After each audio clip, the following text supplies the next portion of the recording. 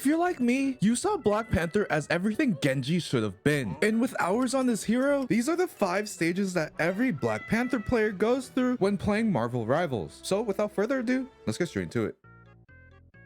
Now in the stage of discovery, you probably fall into 2 categories. Either you played Genji in Overwatch, or you were scrolling on TikTok seeing the quote-unquote tickle monster being a dashing demon. And it's pretty easy to realize why people want to play this guy. Getting your cooldowns reset over and over again, and hitting dashes at the perfect time seems so satisfying. And that's because it is. And in this stage, you most likely do not know how his vibranium marks work, what off angles are, have a very high amount of deaths, and are pretty incompetent. But you don't care. The enemy team sucks right now. You're gonna be the best and you want to be the king of Wakanda. However, you might have run into a couple of issues. In this stage, you're probably thinking, I spent a couple of hours on this hero, I should be better. But in reality, your mechanics aren't good, you don't know the key interactions, still feeding a lot, and have definitely run into the bug where you hear the hit marker but you don't get your reset back, which in turn means that you're still feeding. And because of your feeding, you choose to blame your supports for not healing you, when in reality, it could be things like positioning, cooldown management, engagement timing, and all sorts of things that could be affecting your gameplay. At this point, you feel utterly disappointed and have realized this guy might actually really be a tickle monster. But despite all that, you say to yourself, if no one's gonna become the king of Wakanda, it has to be me. Which leads us into stage 3.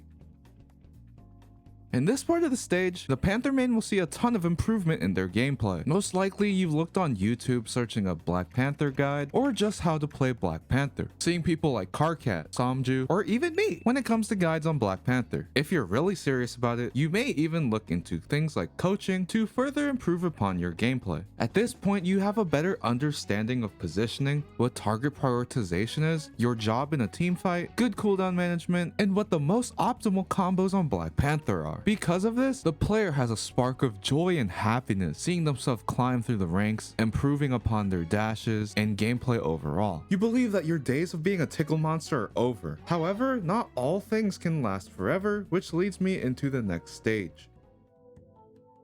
In this stage, a lot of Panther mains begin to develop an ego. As you go higher and higher, people begin to start countering you, and honestly, you might realize Black Panther might not be as good of a character as you think. So you force him into the team and refuse to swap. You may also catch yourself trying to solo the enemy team and losing all your duels. And even though you're 5 and 20, 16 minutes into the game, you don't care and you're going to force the Black Panther pick, even though you could swap to a support to help your team out. And because of you getting flamed 24/7 for playing Black Panther in 2025, you cried at the devs as your favorite content creators are asking for buffs to Black Panther and fixing his no-reg issue. As a result of being flamed, you're most likely tilted, making you hard stuck and taking a break from the game, or you just straight up move on to a different hero. But even though you try to play a different hero, nothing hits the same as playing Black Panther, which leads us into our final stage.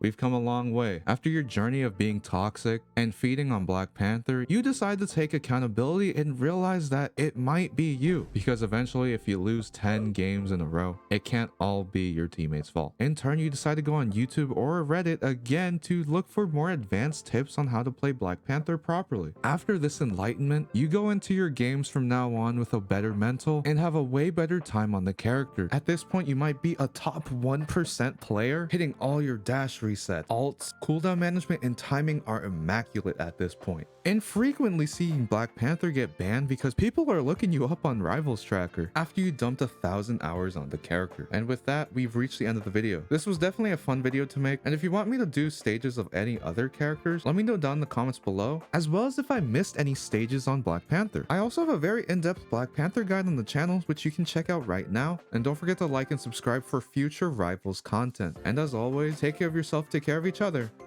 Peace and love, baby.